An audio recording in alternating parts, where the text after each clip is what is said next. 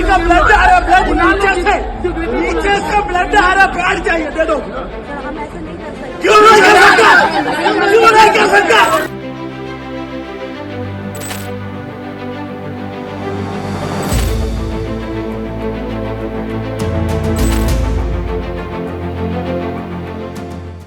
देश भर में इंडिगो एयरलाइंस की उड़ान रद्दीकरण की ऐसी आपात स्थिति फैल गई है जिसने लाखों यात्रियों की यात्रा योजनाओं को पूरी तरीके से तहस नहस कर दिया है। दिल्ली, मुंबई, बेंगलुरु, हैदराबाद, कोलकाता, किसी भी बड़े एयरपोर्ट का हाल आप उठा करके देख लीजिए, हर जगह अफरा तफरी है। लोग घंटों से लाइन में फंसे हुए हैं, फ्लाइट्स लगातार रद्द हो रही हैं और यात्रियों की परेशानी लगातार बढ़ती जा रही है। इसी बीच एक बहुत दर्दनाक वीडियो वायरल हुआ जिसने इस पूरे संकट की तस्वीर को और भी साफ कर दिया है।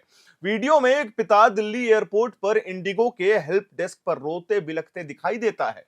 वह बार बार एयरलाइन स्टाफ से कह रहा था, my daughter is bleeding, please help, I need sanitary pads for her. उसकी बेटी को तुरंत मदद की जरूरत थी, लेकिन एयरपोर्ट पर कोई भी सहायता तुरंत नहीं मिल पा रही थी। यह दृश्य इस संकट की गंभीरता और यात्रियों की असली हालात को सामने रख देता है। लोग सिर्फ फंसे नहीं हैं, बल्कि बेसिक जरूरतों तक के लिए संघर्ष कर रहे हैं। अब बात करते हैं इस पूरे संकट की शुरुआत की।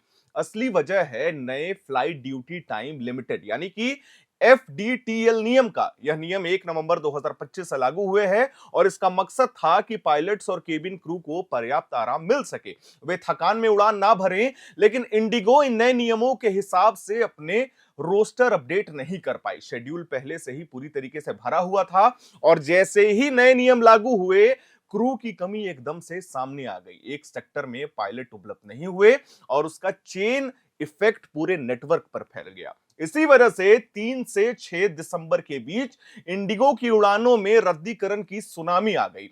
सिर्फ 5 दिसंबर को ही लगभग 1000 से ज्यादा उड़ानें रद्द करनी पड़ी और दिल्ली एयरपोर्ट पर हालात इतने बिगड़ गए कि एक समय ऐसा आया जब इंडिगो की लगभग सभी घरेलू उड़ानें रोकनी पड़ी। हजारों लोग 24 घंटे के भीतर फंस गए। किसी का लगेज गायब है, किसी को सूचना नहीं, कई लोग जमीन पर बैठे हुए हैं, बच्चे भूखे सोए हुए हैं। पूरी स्थिति मानो किसी आपदा राहत कैंप जैसी दिखाई दे रही थी। मुंबई एयरपोर्ट पर भी हालात बहुत खराब रही। 150 से ज्यादा उड़ानें प्रभावित हुई हैं। बेंगलुरु, हैदराबाद और अहमदाबाद में भी संकट यही जारी रहा है।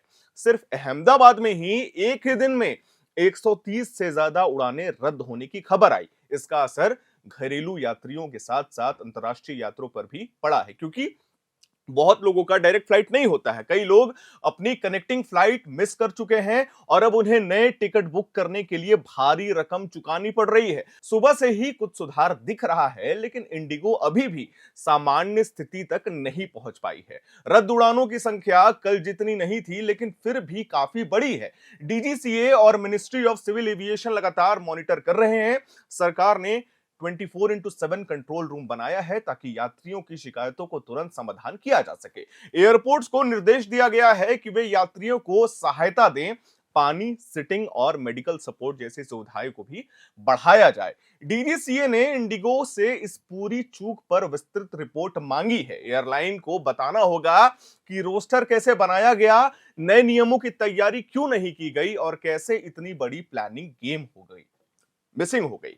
यह भी सुनिश्चित किया जा रहा है कि भविष्य में ऐसा दोबारा ना हो। सरकार ने स्थिति को संभालने के लिए कुछ अस्थायी राहत भी दी है, जिससे पायलट्स को थोड़ी लचीली शर्तों के साथ ड्यूटी करने की अनुमति मिल सके। हालांकि यह राहत सिर्फ क्राइसिस मैनेजमेंट के लिए है और सुरक्षा से समझौता नहीं किया जाएगा। इंडिगो ने सार्वजनिक रूप से माना है कि यह संकट उनकी प्लानिंग गैप्स और मिस जजमेंट का नतीजा है। कंपनी ने माफी भी मांगी है और कहा है कि पूरी तरीके से सामान्य संचालन फरवरी 2026 तक ही संभव है। अब सवाल यह है कि यात्रियों को क्या करना चाहिए। अगर आपकी फ्लाइट इंडिगो से है तो घर से निकलने से पहले उड़ान की स्थिति जरूर चेक करें। अगर फ्लाइट रद्द है तो आपको पूरा रिफंड मिलेगा और आप किसी और दिन की फ्लाइट मुफ्त में रीबुक कर सकते हैं। रिफंड प्रक्रिया आपको ऑटोमेटेड कर दी गई है ताकि लोगों को लंबा इंतजार ना करना पड़े। अगर आपका सामान गलत जगह चला गया है तो एयरपोर्ट पर बने स्पेशल असिस्टेंट डेस्क से संपर्क करें। यह हर बड़े एयरपोर्ट पर बनाया गया है। अब हम ये बात करते हैं कि इसके दीर्घकालीन असर क्या होने वाले हैं। सबसे पहला, दिसंबर का महीना वैसे भी यात्रा का पीक सीजन होता है। छुट्टियां होती हैं, त्योहार होते हैं, शादी होती है। ऐसे समय में इतने बड़े स्तर पर उड़ानों के रद्द होने से टिकटों के दाम बढ़ेंगे। वहीं दूसरी एयरलाइंस पहले ही ओवरलोड हो चुकी हैं और अब उनमें भीड़ और भी बढ़ेगी। बिजनेस यात्रियों, छात्रों और मेडिकल इमरजेंसी के केसों में भी देरी हो सकती है। आपको बता दें, विमान विशेषज्ञों का कहना है कि घटना भारतीय एविएशन सिस्टम की कमजोरियों को उजागर करती है। इंडिगो का मार्केट शेयर करीब 60% है पूरे इंडिया में, यानी आधे से ज्यादा देश की उड़ानें उसी के भरोसे चलती हैं। ऐसे में उसकी प्लानिंग में हल्की सी भी गलती राष्ट्रीय संकट बन सकती है।